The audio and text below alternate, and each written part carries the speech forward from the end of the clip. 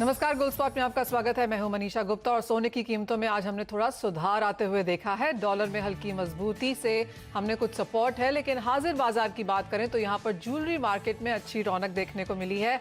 Pent up demand के अलावा त्योहारों और शादियों की अच्छी डिमांड है। कुछ दिनों में राखी का त्योहार आ जाएगा, ऐसे में त्योहारों के लिए ज्वेलर्स की क्या तैयारियां हैं, इस पर करेंगे बात।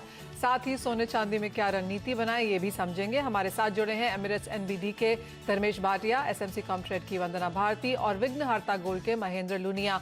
प्राइसेस की बात पहले कर लेते हैं, क्योंकि जहां पर इस हफ्ते की शुरुआत हुई थी और जहां हम आज कारोबार कर रहे हैं, यह हफ्ता इन द पॉजिटिव क्लोज होने वाला है। धर्मेश, कैसे देखेंगे करंट प्राइसेस को और क्या अब खरीदारी का कॉन्फिडेंस बनता है? देखिए, सोने की बात करें तो सोने में जो गिरावट देखने मिली थी ये हफ्ते में वो काफी शार्प फॉल थी, बट अगर आप देखें तो जो बाउंस बैक था वो भी काफी शार्प आया था। 1680 ये एक जो लेवल है वो मैं रेकमेंड करूंगा निवेशकों को अपने जहन में रखें, क्योंकि ये लेवल में 3 बार मार्केट घूम चुका है और अपनी ऊपरी स्तरों पर अगर आप देखें तो मार्केट 1800 के ऊपरी स्तरों पर टिक नहीं पा रहा है। तो मार्केट इसी $100 के दायरे में ट्रेड हो रहा है। डोमेस्टिक मार्केट की बात करें तो अप्रोक्सीमेटली अगर हम बात करें तो 45,000 से लेकर 47,000 का रेंज है। मैं एक्सपेक्ट करता हूँ कि रुपया अराउंड 75 की इर्द गिर्द सस्टेन हो सकता है, तो मैं रेकमेंड करूंगा कि यहाँ पे आप फिर से बाय करके चल सकते हैं। 1750 का स्तर है और 46,400 का लेवल है जहां मार्केट वापस स्टेबिलिटी दे रही है। मैं एक्सपेक्ट करता हूँ 300 से 400 रुपए की और 20 से $30 यानी $1775 के लेवल पे मार्केट फिर से आ सकता है। तो मेरी रिकमेंडेशन सोने में बाय की रहेगी। सेम चांदी की तरफ भी मैं रेकमेंड करूंगा अगर बाय करके चले। $23 से मार्केट घूम चुका है, $23 से $25 का स्तर है। डोमेस्टिक मार्केट की बात करें तो अप्रोक्सीमेटली 60,000 से लेकर 65,000 का लेवल है, जो 8 से 9% का जो वॉल है, मार्केट इसी दायरे में ट्रेड हो रहा है। अराउंड 62,500 से लेकर 63,000 के लेवल्स आपको शीघ्र ही देखने मिल सकते हैं, क्योंकि बेस मेटल्स भी फिर से रिकवर कर रहा है। तो मैं रेकमेंड करूंगा कि आप बुलियन में क्लोजिंग हफ्ते है, यहाँ पे आप बाइंग करके चले। अगले हफ्ते में भी आपको काफी तेजी भी देखने मिल सकती है। अगले 2-3 हफ्ते में यहाँ पर खरीदारी भावों में देखने को मिल पाएगी। टारगेट्स आपके सामने दिए गए हैं। वंदना, स्लाइटली लॉन्गर टर्म अगर देखें, इस साल के अंत तक देखें, तो सोने और चांदी के बीच में से आप क्या पिक करना चाहेंगी? मनीषा, डेफिनेटली यहाँ पे मैं चांदी को पिक करना चाहूंगी और मुझे लग रहा है कि इस कमोडिटी में अगर इंटरनेशनल मार्केट की बात की जाए तो जिसका $48.5 का हाई है उससे काफ़ी नीचे है और काफ़ी पॉसिबिलिटी है बेस मेटल्स और गोल्ड के अपसाइड को देखते हुए कि इसमें एक जंप आना चाहिए और ये आउट परफॉर्म कर सकते हैं यहाँ पे गोल्ड को। मेरे ख्याल से यहाँ पे 60,000 से 59,000 मैक्सिमम हम यहाँ पे एक फॉल आता हुआ देख सकते हैं एमसीएक्स में, घरेलू बाजार में। और मुझे लग रहा है कि अगर ईयर एंड तक की मैं बात करूँ या दिवाली तक की बात करूँ, मुझे लग रहा है कि दोबारा ये कमोडिटी एक बार 72,000 का जो लेवल है वो टेस्ट कर सकती है और काफी शार्प अपसाइड मूव आते हैं या डाउन साइड मूव आते हैं। तो जब रैली की शुरुआत होगी तो मुझे लग रहा है कि काफी फास्ट यहाँ पे एक रैली आएगी और बेस मेटल भी इसे सपोर्ट करेगा। और गोल्ड में जो हमें एक एक्सपेक्टेशन है कि यहाँ पे फिजिकल डिमांड भी बढ़ना चाहिए, ज्वेलरी डिमांड भी बढ़ना चाहिए और ईटीएफ डिमांड भी यहाँ पे थोड़ा सा बढ़ना चाहिए। तो गोल्ड में जो अपसाइड आएगा वो भी इसे यहाँ पे सपोर्ट करेगा। तो क्लियरली मुझे लग रहा है यहाँ पे कि चांदी में निवेश करके चलना चाहिए। ऑलराइट, अगर आपकी कोई टॉपिक हो, अगर आपको एक चीज चूज करनी हो तो वो आपके लिए चांदी होनी चाहिए, जहां पर तेजी ज्यादा रह सकती है। महेंद्र लुनिया जी, आप कैसे देखते हैं बाजारों को फिलहाल, क्योंकि खरीदारी यहां पर डेफिनेटली लौटी है। हम रोजाना फिर से यहां पर ज्वेलर से बात कर रहे हैं देश के विभिन्न कोनों से और सभी का यही मानना है कि खरीदारी यहां पर आई है प्री पैंडेमिक लेवल्स के बहुत करीब फिलहाल हम यहां पर हैं। आपका क्या नजरिया है, किस तरह की खरीदारी है और क्या ले रहे हैं लोग? मैम, सही में आप जो कह रहे हो वैसे ही ट्रेंड होता जा रहा है। लोग अभी गोल्ड के ऊपर बहुत ही अपना नजरिया बना रहे हैं और बाइंग कर रहे हैं। हमने देखा है कि हमारे यानी कि डिजिटल गोल्ड में भी बहुत सारी बड़े पैमाने पे लोगों ने बुकिंग करना शुरू कर दिया है और अब लोगों को ये पता चल गया है कि भाई गोल्ड में कैसे इन्वेस्टमेंट करना है। तो ज्वेलरी के ट्रेंड के बदले भी मैं ये बोलूंगा कि डिजिटल में बहुत जोर से यहाँ पे इन्वेस्टमेंट होती जा रही है अब। ओके, जी हाँ, जो फिजिकल में खरीदारी है वो शायद सिर्फ त्योहारों को लेकर और ज्वेलरी मांग की है, लेकिन जो इन्वेस्टमेंट बाइंग है वो माना जा रहा है कि पक्के तौर से और काफी हद तक पूरे तौर से यहाँ पर डिजिटल में शिफ्ट होती हुई नजर आई है। महेंद्र जी, अगर हम क्वार्टर ऑन क्वार्टर या ईयर ऑन ईयर भी यहाँ पर ट्रेंड्स देखने की कोशिश करें तो किस तरह की ग्रोथ यहाँ पर डिजिटल गोल्ड बाइंग में देखने को मिली है? मनीषा जी, मैं कंसिस्टेंटली आपको बताता जा रहा हूँ कि डिजिटल गोल्ड में कंटिन्यूअसली 200% का जंप मैं हमेशा देख रहा हूँ। अगर हम सोवरिन गोल्ड बॉन्ड की भी देखें या अदर भी सोर्सेज देखें जो डिजिटल गोल्ड में है, वहां पर अगर आप देखो तो बहुत ज्यादा पैमाने पर 200% की तेजी यहाँ पर है। महेंद्र जी, आपको टोकना चाहेंगे क्योंकि प्रधानमंत्री मोदी इस वक्त यहाँ पर एड्रेस कर रहे हैं इन्वेस्टर समिट को, सुनेंगे हम। ये आज समय की मांग है और इसलिए सरकार द्वारा आज का ये कदम उठाया गया है और इसमें इंडस्ट्री के आप सभी दिग्गजों की, आप सभी स्टेक होल्डर्स की बहुत बड़ी भूमिका है। साथियों, नई scrapping policy waste to wealth, कचरे से कंचन के अभियान की सर्कुलर इकोनॉमी की एक अहम कड़ी है। ये पॉलिसी देश के शहरों से प्रदूषण कम करने और पर्यावरण की सुरक्षा के साथ तेज विकास की हमारी कमिटमेंट को भी दर्शाती है। रीयूज, रिसाइकल और रिकवरी के सिद्धांत पर चलते हुए ये पॉलिसी ऑटो सेक्टर में, मेटल सेक्टर में देश की आत्मनिर्भरता को भी नई ऊर्जा देगी। इतना ही नहीं, ये पॉलिसी देश में 10,000 करोड़ रुपए से अधिक का नया निवेश लाएगी और हजारों रोजगार का निर्माण करेगी। साथियों, आज जो प्रोग्राम हमने लॉन्च किया है उसकी टाइमिंग अपने आप में बहुत विशेष है। हम आजादी के 75वें वर्ष में प्रवेश करने वाले हैं। यहां से देश के लिए अगले 25 वर्ष बहुत महत्वपूर्ण है। इन आने वाले 25 साल में हमारे कामकाज के तरीका, हमारे रोजमर्रा के जीवन, हमारे व्यापार कारोबार में अनेक अनेक परिवर्तन होने वाले हैं, होंगे ही। जिस तरह टेक्नोलॉजी बदल रही है, हमारी लाइफस्टाइल हो या फिर हमारी इकोनॉमी, दोनों में बहुत बदलाव होगा। इस परिवर्तन के बीच हमारे पर्यावरण, हमारी जमीन, हमारे संसाधन, हमारे रॉ मटेरियल, इन सभी की रक्षा भी उतनी ही जरूरी है।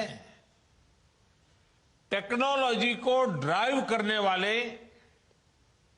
रेयर अर्थ मेटल्स, जो आज ही रेयर है, लेकिन जो मेटल आज उपलब्ध हैं वो भी कब रेयर हो जाएंगे ये कहना मुश्किल है। भविष्य में हम टेक्नोलॉजी और इनोवेशन पर तो काम कर सकते हैं, लेकिन जो धरती माता से हमें संपदा मिलती है वो हमारे हाथ में नहीं है। इसलिए आज एक तरफ भारत डीप ओशन मिशन के माध्यम से नई संभावनाओं को तलाश रहा है, तो वहीं सर्कुलर इकोनॉमी को भी प्रोत्साहित कर रहा है। कोशिश ये है कि विकास को हम सस्टेनेबल बनाएं, एनवायरमेंट फ्रेंडली बनाएं। क्लाइमेट चेंज की चुनौतियां हम आए दिन अनुभव कर रहे हैं। इसलिए भारत को अपने हित में, अपने नागरिकों के हित में बड़े कदम उठाने जरूरी हैं। इसी सोच के साथ बीते सालों में एनर्जी सेक्टर में अभूतपूर्व काम हुआ है। सोलर और विंड पावर हो या फिर बायोफ्यूल, आज भारत दुनिया में अग्रणी देशों में शामिल हो रहा है। वेस्ट टू वेल्थ का एक बहुत बड़ा अभियान चलाया जा रहा है। इसको स्वच्छता से भी जोड़ा गया है और आत्मनिर्भरता से भी जोड़ा गया है। बल्कि आजकल तो हम सड़कों के निर्माण में वेस्ट का बड़ी मात्रा में उपयोग कर रहे हैं। सरकारी बिल्डिंग, गरीबों के लिए घर के निर्माण में भी रिसाइकलिंग को प्रोत्साहित किया जा रहा है। साथियों, ऐसे ही अनेक प्रयासों में आज ऑटोमोबाइल सेक्टर का नाम भी जुड़ गया है। इस पॉलिसी से सामान्य परिवारों को हर प्रकार से बहुत लाभ होगा। सबसे पहला लाभ तो ये होगा कि पुरानी गाड़ी को स्क्रैप करने पर एक सर्टिफिकेट मिलेगा। ये सर्टिफिकेट जिसके पास होगा उसे नई गाड़ी की खरीद पर रजिस्ट्रेशन के लिए कोई पैसा नहीं देना होगा। इसके साथ ही उसे रोड टैक्स में भी कुछ छूट दी जाएगी। दूसरा लाभ यह होगा कि पुरानी गाड़ी की maintenance cost, repair cost, fuel efficiency, इसमें भी बचत होगी। तीसरा लाभ सीधा जीवन से जुड़ा है। पुरानी गाड़ियां, पुरानी टेक्नोलॉजी के कारण रोड एक्सीडेंट का खतरा बहुत अधिक रहता है, उससे मुक्ति मिलेगी। चौथा, इससे हमारे स्वास्थ्य पर प्रदूषण के कारण जो असर पड़ता है उसमें भी कमी आएगी। और सबसे बड़ी बात यह है कि इस पॉलिसी के तहत गाड़ी सिर्फ उसकी एज देखकर ही स्क्रैप नहीं की जाएगी। गाड़ियों का वैज्ञानिक तरीके से ऑथोराइज ऑटोमेटेड टेस्टिंग सेंटर्स पर फिटनेस टेस्ट होगा। अगर गाड़ी अनफिट होगी तो वैज्ञानिक तरीके से स्क्रैप किया जाएगा। इसके लिए देश भर में जो रजिस्टर्ड व्हीकल स्क्रैपिंग फैसिलिटीज बनाई जाएगी वो टेक्नोलॉजी ड्रिवन हो, ट्रांसपेरेंट हो, ये भी सुनिश्चित किया जाएगा। साथियों,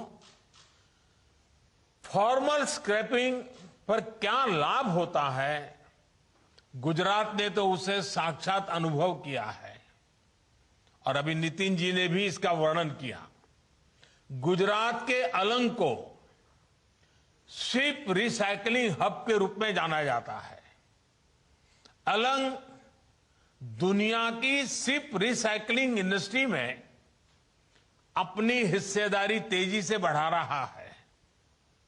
शिप रिसाइकलिंग के इस इंफ्रास्ट्रक्चर ने यहां रोजगार के हजारों नए अवसर तैयार किए हैं। इस पूरे क्षेत्र में इंफ्रास्ट्रक्चर भी है और कुशल स्किल्ड मैनपावर भी है। ऑलराइट, वो प्रधानमंत्री बात कर रहे हैं। गुजरात के इन्वेस्टर समिट में लॉन्च किया है उन्होंने स्क्रैपेज पॉलिसी को। काफी सारे इंपॉर्टेंट पॉइंट्स भी बताए हैं कि अगर गाड़ी स्क्रैप की जाती है तो क्या क्या लाभ उसका आपको हो सकता है। वेस्ट टू वेल्थ भी उन्होंने पूरा यहां पर समझाया है, चाहे वो ऑटोमोटिव्स हो, मेटल्स है, रेयर मेटल्स हैं, लैंड, एनवायरमेंट, सभी चीजों पर यहां पर काफी स्ट्रांग फोकस डालते हुए प्रधानमंत्री। लेकिन इसी के साथ हम रुकेंगे एक ब्रेक के लिए। जब लौटेंगे तो फोकस फिर से वापस लौटाएंगे कमोडिटीज की तरफ।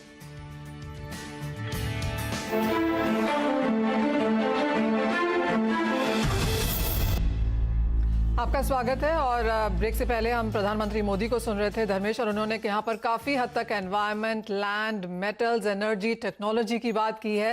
क्या कुछ इम्पैक्ट, और यही बात हम काफी सारे दूसरे कंट्री के प्रीमियर्स को भी करता हुआ देखते हैं। किस तरह से आप ये चेंजेस देख रहे हैं और यहाँ पर एक नियर टर्म स्ट्रैटेजी अब इन सेक्टर्स में क्या रहेगी?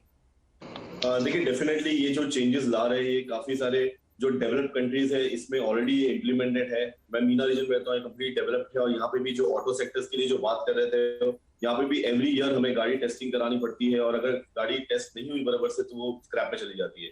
तो ये अगर इम्प्लीमेंटेशन इंडिया में होगा तो डेफिनेटली ये ऑटो सेक्टर्स के लिए काफी हिट हो सकता है, specially tyre industry, auto two wheeler industry, four wheeler industries के लिए। तो मेरे हिसाब से बेस मेटल्स एज सच इसमें इम्पैक्ट हो सकता है, क्योंकि इसमें रोलिंग ज्यादा हो जाएगी। जो गाड़ी 15-20 साल तक चल रही है और चलाते जा रहे हैं, वहां पे इसे कट होगा और नई गाड़ी की डिमांड बढ़ सकती है। तो metal as such, metal industry में से इफेक्ट हो सकता है, ऑटोमेशन इंडस्ट्रीज और स्पेशली जो रोजगार है वो काफी बढ़ेगी। तो मेरे हिसाब से ये काफी अच्छा एक सुझाव दिया है इन्होंने, और अगर इम्प्लीमेंट हो चुका है कंपनी इंडिया में तो डेफिनेटली काफी फायदे का सौदा होगा, स्पेशली इंडियन रीजन जहाँ पे पोल्यूशन भी कम हो सकता है। तो मेरे हिसाब से ये एक अच्छा डिसीजन है और इसे इम्प्लीमेंट करना काफी जरूरी थी। और धर्मेश की खरीदारी भी है यहाँ पर मेटल्स में, आपके सामने हम वो फ्लैश भी कर रहे हैं यहाँ पर। और अगर हम मार्केट्स को देखें तो नई ऊंचाई पर सेंसेक्स निफ्टी भी यहाँ पर कारोबार कर रहे हैं। तो क्लियरली फंडामेंटल्स यहाँ पर इंटरनेशनल मार्केट से तो स्ट्रांग है ही, और जिस तरह से पीएम बात कर रहे हैं उसका फायदा भी बाजार यहाँ पर उठाता हुआ नजर आया है। एग्री कमोडिटीज की बात करेंगे यहाँ पर, और वंदना यहाँ पर आपकी टॉप पिक्स क्या रहेंगी, क्योंकि हल्की सी खरीदारी यहाँ पर भी काफी सेक्टर्स में लौटी है। जी मनीषा, यहाँ पे ऑयल सीड्स में हम लोगों ने देखा है कि एक बिकवाली आते हुए सोयाबीन में, और मुझे लग रहा है कि मस्टर्ड को यहाँ पे फायदा मिल सकता है। वहाँ पे एक बार 7800 7900 तक के जो प्राइसेस है वो यहाँ पे आ सकते हैं। यहाँ पे स्पाइसेस में मुझे लग रहा है कि टर्मरिक कैसी कमोडिटी है, काफी दिनों बाद इसने एक बाउंस दिया है। यहाँ पर 77.95 के करीब सितंबर कॉन्ट्रैक्ट को मैं यहाँ पे रिकमेंड करूंगी बाइंग के लिए। जो टारगेट रहेगा वो 7900 का रहेगा। स्टॉप लॉस यहाँ पे लगाना चाहिए 7750 का। और एक जो काउंटर है वहां पे हम लगातार हर हायर साइड से एक डाउन साइड आते हुए देख रहे हैं, प्रॉफिट बुकिंग आते हुए देख रहे हैं, वो है यहाँ पे कॉटन ऑयल सीड के। मुझे लग रहा है कि एक प्रेशर अभी, थोड़ा सा प्रेशर अभी यहाँ पे और रहेगा। 2990 के लेवल पे एक बार सितंबर कॉन्ट्रैक्ट को सेल करना चाहिए। 2915 का टारगेट रखना होगा। जो स्टॉप लॉस यहाँ पे लगाना होगा वो होगा 3030 का। ऑलराइट, वो top trading strategies agri space में भी हैं। वंदना, धर्मेश, बहुत शुक्रिया साथ जुड़ने के लिए, तमाम कमोडिटीज पर स्ट्रैटेजीज बनाने में मदद करने के लिए। और आपके लिए अब एक exciting news money control of pro लेकर आया है आपके लिए फाइनेंशियल फ्रीडम ऑफर। अब आप महज 365 रुपए में पूरे साल के लिए मनी कंट्रोल प्रो को सब्सक्राइब कर सकते हैं। साथ ही आपके पास 10,000 तक के गिफ्ट जीतने का मौका भी है। ऑफर जल्द खत्म हो रहा है, इसलिए आज ही मनी कंट्रोल पर लॉग ऑन करें और उठाएं इस आकर्षक ऑफर का फायदा।